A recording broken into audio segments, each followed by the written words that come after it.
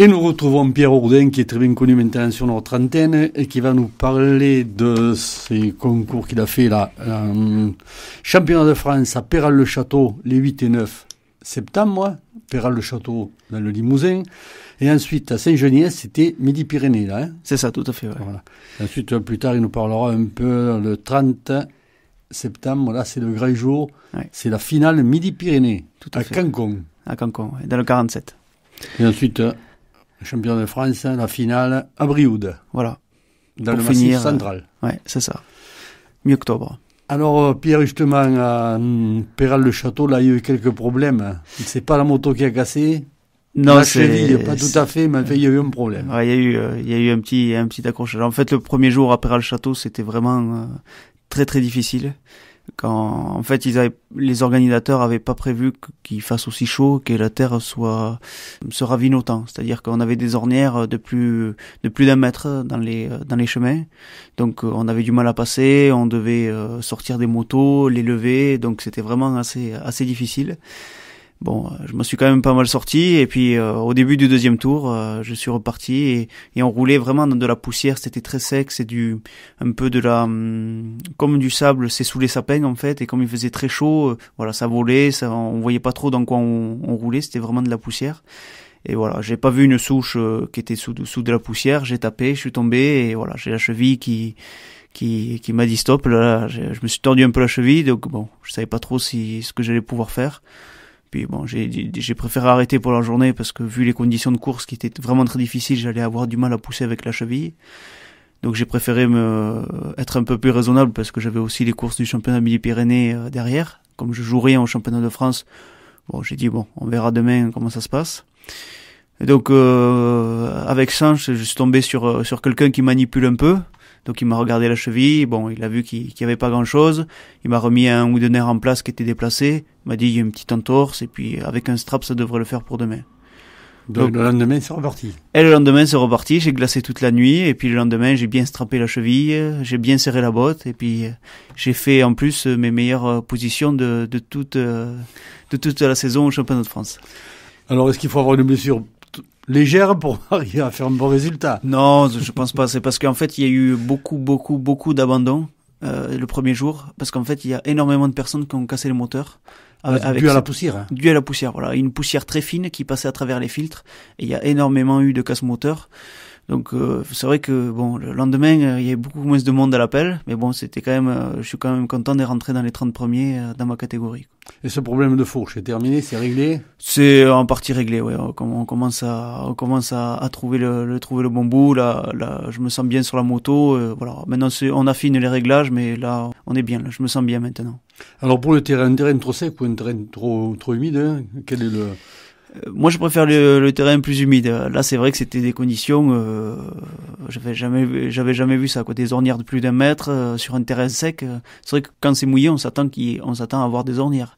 Mais sur du sec, là, je m'y attendais pas du tout. Ouais. C'était vraiment très mou et c'est pas évident à rouler. Ouais. Alors ensuite à Saint-Geniès, là c'est le championnat Midi-Pyrénées. Hein. Voilà, c'était la troisième manche du championnat Midi-Pyrénées, ça se déroulait ce week-end. Donc il y avait qu'une semaine de battement entre les deux pour récupérer. Donc je pense que cette semaine c'était un peu court aussi pour récupérer au niveau de la cheville. Au niveau de la cheville, au niveau récupération générale en fait. La cheville va bien, j'ai vu, parce qu'on fait le repérage le samedi, donc on marche pendant pas mal de temps. On marche pendant au moins 5 heures. Donc j'ai vu que la cheville tenait bien, donc il n'y a pas eu de souci au niveau de la cheville. Mais c'est vrai que au niveau de la récupération générale, quand il n'y a qu'une semaine entre les deux courses, on récupère moins que quand on a plus de temps. Surtout avec la chaleur, je pense qu'on doit se fatiguer parce qu'on n'est pas davantage d'énergie par rapport tout à fait, ouais. À la chaleur, on transpire beaucoup plus, voilà. Donc il faut récupérer. Voilà, c'est ça, ouais. Ouais. Alors, comment s'est déroulée justement cette manche?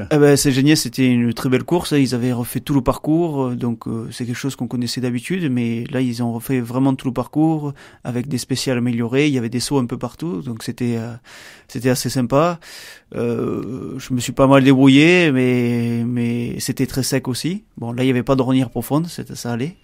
Mais mes concurrents sont très bien débrouillés aussi et ont été plus rapides. Donc je marque moins de points que d'habitude. Donc là, je finis que 5e de ma catégorie. Donc je perds un peu l'avance que j'avais. Et je me retrouve quand même toujours premier à égalité avant la finale. Avec combien de points? On est à 18 points à égalité. Ouais. Donc vous êtes deux carrément en tête. On est deux en tête, deux à égalité, ouais. Et donc la finale se déroule le 30 septembre à Cancun. C'est ça. Dans le Lot-et-Garonne, hein? Oui. Alors là, ça va être serré. Ah là, c'est très serré. Je peux perdre la première place, mais je peux quand même perdre le podium aussi. Je peux même ne pas être sur la 3e place. Ah, parce que même le second est... Ah oui, c'est très assez serré. Et en fait, le nombre de points qu'on gagne en gagnant permet de vraiment passer devant. Donc bon, là, tout va se jouer vraiment à Cancun. Il va falloir tout mettre. Ouais. Et combien vous êtes de concurrents assez serrés là? Là, on est 5 assez serrés. Ouais. 5 va jouer pratiquement la première, deuxième et troisième place. À pouvoir jouer le podium, ouais, tout à fait, pour le championnat. Alors d'après vous, quel est le concurrent le plus dangereux? Bon, après il y a les circonstances de course aussi, hein. Voilà, il y a tout ça, parce qu'ils annoncent un peu de pluie pour la semaine prochaine, donc bon, moi je préfère un peu que ce soit un peu plus mouillé, mais bon voilà, on va voir comment ça va se passer. Le concurrent le plus dangereux, c'est celui qui est aujourd'hui à égalité avec moi, parce qu'il a fait aussi tout le championnat, et bon, je pense que c'est celui qui est le plus à même aussi de pouvoir me battre et prendre la première place. Ou éventuellement la seconde. Mais rester sur le podium quand même. Hein. Voilà. C'est votre... Ouais, moi le but c'était de faire mieux que l'année dernière. Donc le but c'était de faire ou premier ou second, parce que l'année dernière j'ai terminé 3e en Ligue 1 Midi-Pyrénées pour la première année. Donc le but c'était de m'améliorer. Donc voilà, terminer premier ou second, voilà, ce serait bien, mais il va falloir quand même que je me batte pour arriver à ça. Déjà gagner une marche, hein, et ensuite l'année d'après, voilà. Arriver. Voilà, petit à petit. Ouais. Petit à petit. Et là ensuite vous avez continué quand même à Brioude, un championnat de France, la finale du championnat de France. Hein. La finale du championnat de France, ouais. Donc là je joue rien de spécifique, mais voilà, je termine mon championnat sur une belle course, parce que je pense qu'ils vont nous gâter aussi là-bas. Dans le Massif central, c'est connu pour avoir de belles courses, quoi. Donc en plus, si vous y allez avec un titre, ce sera déjà quand même...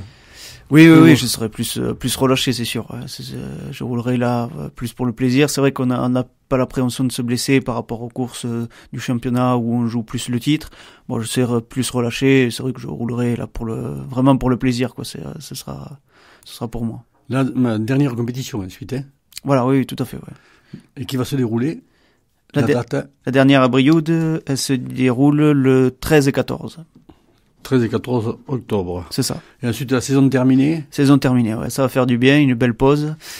Ça va être le moment aussi d'aller voir les différents sponsors, d'aller démarcher pour voir sur quelle moto je vais rouler l'année prochaine. Voilà. Un peu de faire toutes les démarches et puis aussi de faire une belle pause, je pense jusqu'au mois de décembre, d'attendre un peu pour remonter sur la moto. Repos pendant 1 mois et demi à peu près. 1 mois et demi, 2 mois. C'est ça. Et la saison redébute ensuite, hein? La saison, elle va redémarrer aux alentours pour l'instant on n'a pas les dates, mais habituellement c'est mars-avril, les premières courses.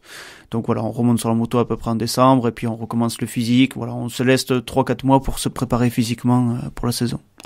Et il faut penser aussi à la carrière professionnelle, hein? Aussi. Voilà. Aussi. Rappelez-nous votre activité professionnelle. Et je suis technico-commercial dans la climatisation.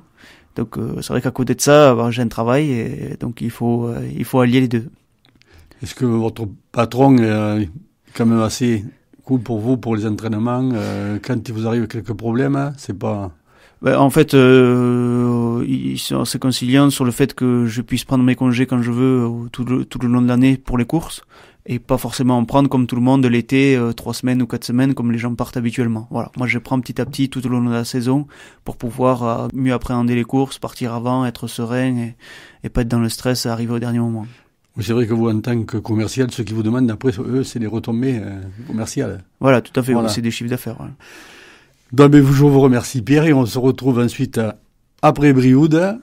Voilà. Ou même peut-être avant. De toute façon, on aura quand même des nouvelles le 1er octobre pour voir votre résultat. Ça marche. Et la place sur le podium. Très bien. Merci. Merci beaucoup. À bientôt.